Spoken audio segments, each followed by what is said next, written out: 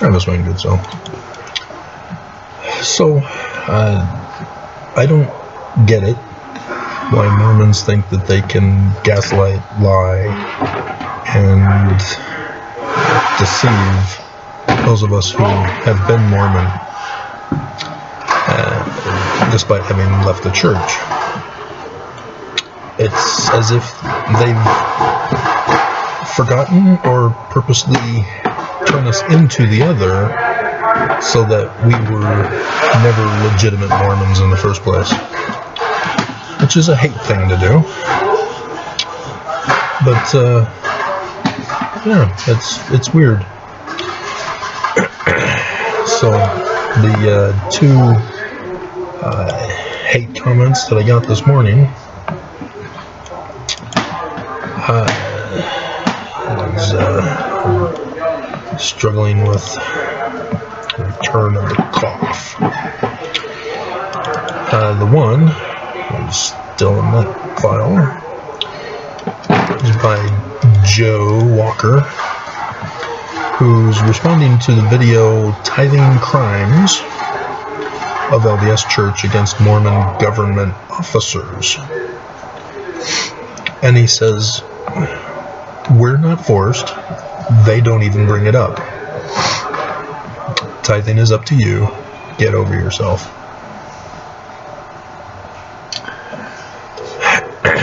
Is he Russian?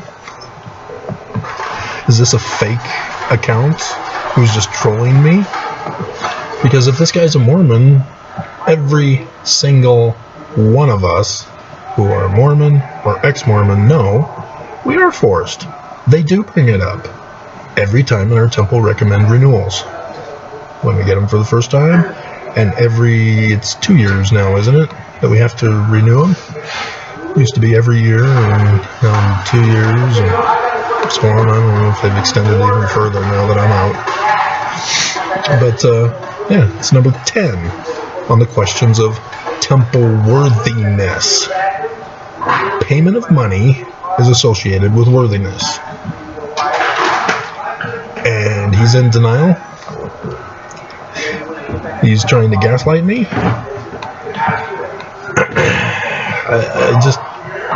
I don't get it. How can Mormons be this dumb? Literally dumb. Nope, not that one. Bring up the other one here. Which is somewhere in this file. That should be it. Yep, it sure is. So, it's in the video LDS Church President and his divine spiritual gift of translator. And I wasn't sure about that one, because if I don't put in some kind of critical title, nobody will want to watch things. But apparently not.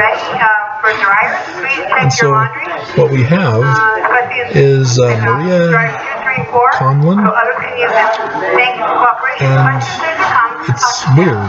She's also got an @ and then a 4-digit number at the end. Is this from Twitter accounts or Facebook accounts? I don't get it.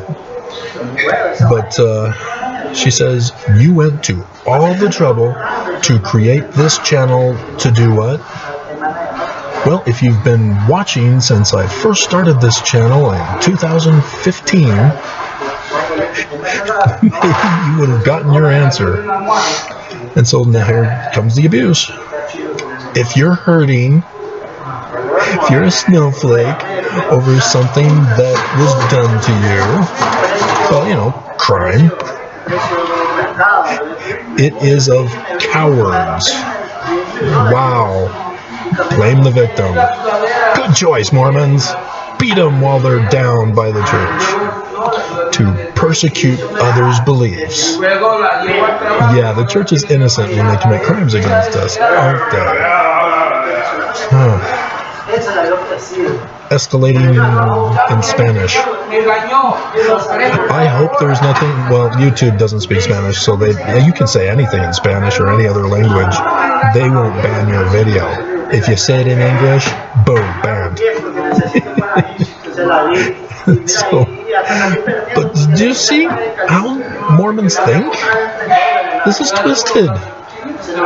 If you get raped by your MTC president, as one sister missionary was, and has made the social media tour, and went to her mission president's ward because nobody was doing anything about it, and testified of his sexual harassment, sexual assault, but she's a coward for persecuting the MTC's religious beliefs?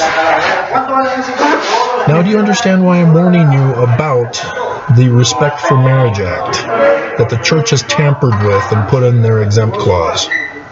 Because if it passes, the church will now be able to be exempt from criminal behavior. You get raped by a leader of the church? Can't touch us. We're leaders of Jesus. And this allows for Catholics even to continue the practice of human sex trafficking, not just child rape and sodomy. But, dear God, this is what the church does to Mormons. Crime is not a crime, reality isn't real, truth isn't true. And so all of us who have been victimized, we get victimized again. That's what this bill is going to do. And the press is all deceiving LGBTQ, thinking, oh, this is going to be the greatest thing ever. You're going to have marriage freedom from the federal government. Yay! Until you go to Utah. Then you're going to be rounded up, locked up, and tortured if you don't get the hell out of there immediately. And so she goes, well done, though. Thank you. Thank you very much. You've chosen. Yes, I've chosen. Yes. She's also pulling a false dichotomy thing. She's assuming that if I don't choose the church, then therefore I'm wrong. Keep on keeping on. Oh, that identifies which generation we're from. Serve your master well. Oh, not your master of the inverted pentagram on the Salt Lake City temple? That master? For he will go after you if you fail him. And here she's not getting it because she's doing a beam and mote. She's projecting, and she doesn't understand that the church is going to do this to her. He will give you your appropriate reward. You will see, not too long from now, you'll see, mark my words this day, she's threatening me. This is a death threat. Maria, I just met a girl named Maria, and she has threatened my life. And Johnny Mathis, enjoy what you have left of ability to be. The church has taken away my abilities. They've persecuted me for my beliefs in Joseph Smith and the Book of Mormon, because they're not literal history. And then she goes, bye-bye. Again, the keeping on, it reveals how old she is. It's just absurd. So I've noticed a pattern on my most popular videos that YouTube finally gets around to showing the audience features, because for some reason they can't give me the audience stats until a month later. Even then, it's even longer than that sometimes. And so I've noticed a pattern, and let me see, is it all the way back to this one? So yeah, My review of LDS October 2022 General Conference. President Nelson whitewashes church.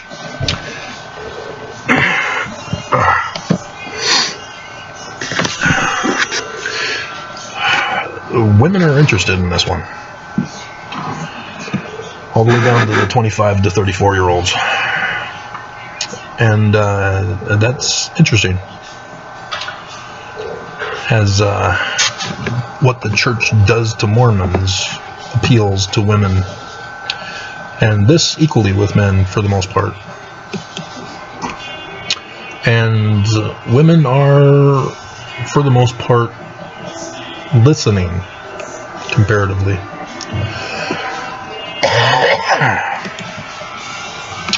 So then President Nelson Doctrine, that was a series I was doing and I didn't put them in a playlist.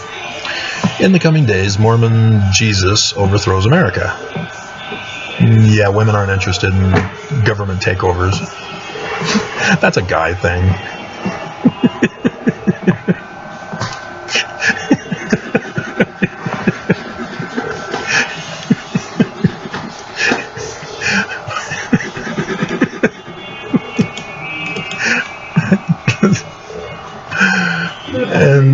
And so LDS Church President Russell M. Nelson enslaving the priesthood.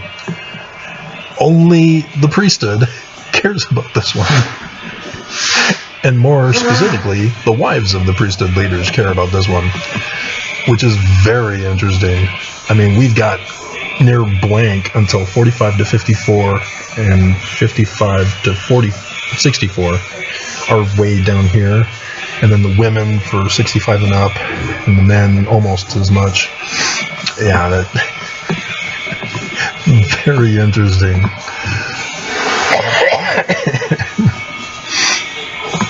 So, yeah, the older generation knows they've been enslaved. Why doesn't the younger generation know this? Okay, and that was... yeah. Similar with LDS President Nelson, New Doctrine, women must know their place.